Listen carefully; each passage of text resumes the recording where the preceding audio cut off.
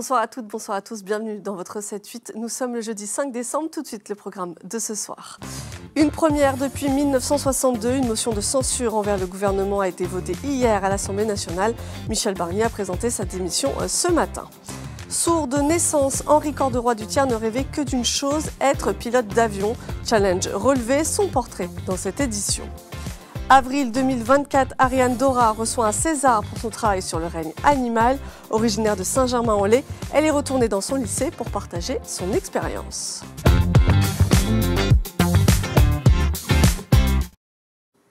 « 331 députés ont voté pour la censure du gouvernement de Michel Barnier, une première depuis 1962.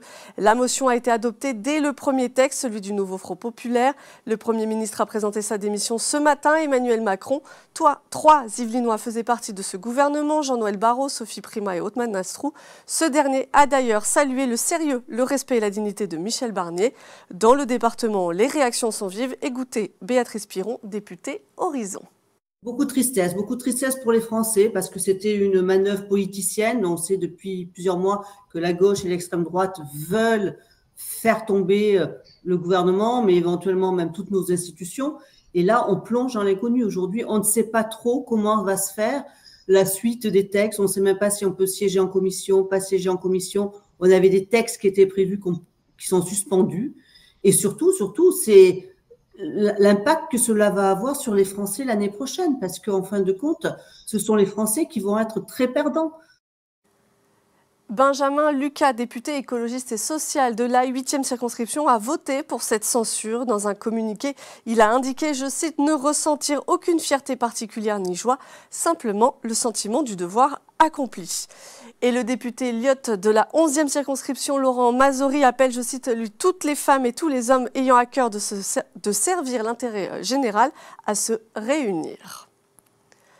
Un nouveau contrat de ville pour Saint-Quentin-en-Yvelines, engagement au quartier 2030, a été signé hier, mercredi 4 décembre, entre l'agglomération de Saint-Quentin-en-Yvelines et 29 signataires, dont la préfecture des Yvelines et les bailleurs sociaux.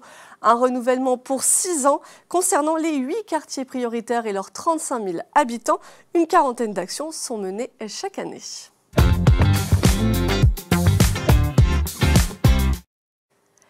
Piloter un avion tout en ayant un handicap, c'est possible. Henri Cordero du Thiers l'a prouvé toute sa vie.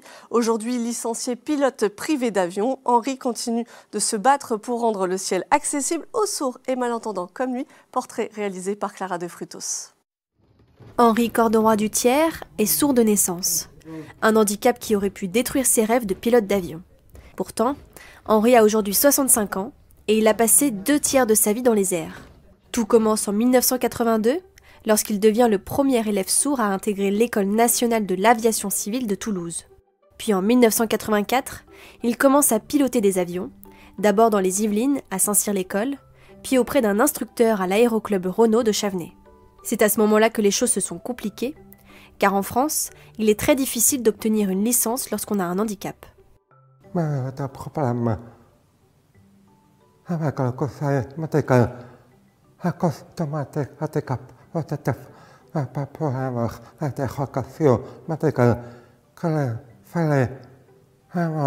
Pour pouvoir piloter l'avion,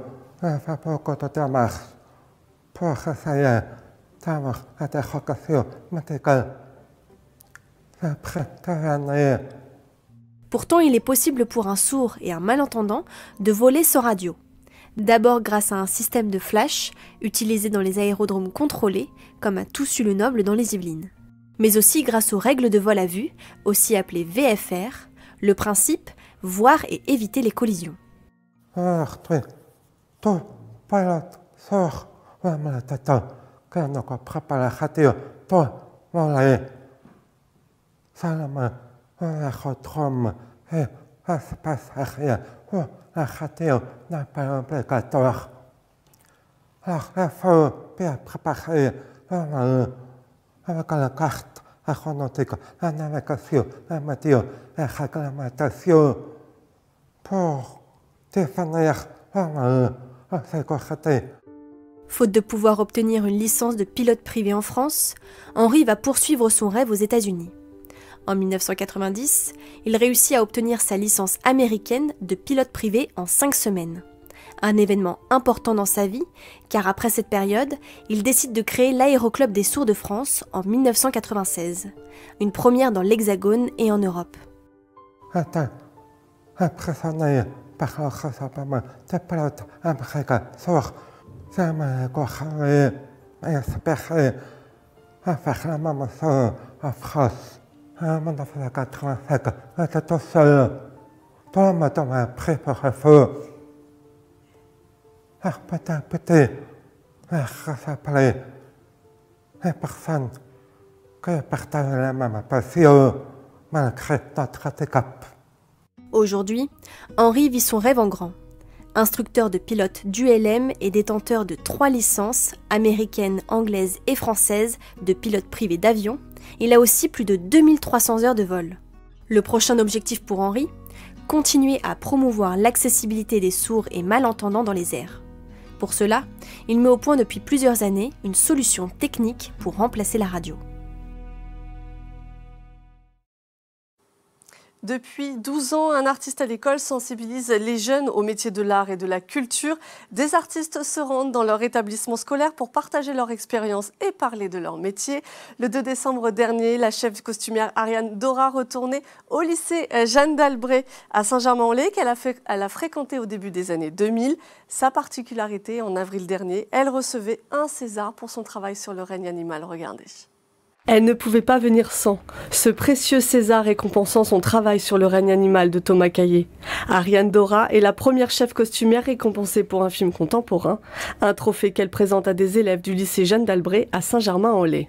À 20 ans, je ne pensais pas être un jour face à eux et je me revois aussi toute petite et avec la malice qu'ils avaient eux dans leurs yeux. Je les ai trouvés très à l'écoute et je crois qu'ils étaient contents que je fasse cette petite intervention pour leur montrer en tout cas cette voie du costume et cette voie du cinéma. Une rencontre possible dans le cadre de Un artiste à l'école. Ariane Dora y présente son travail et les secrets de fabrication des costumes du film.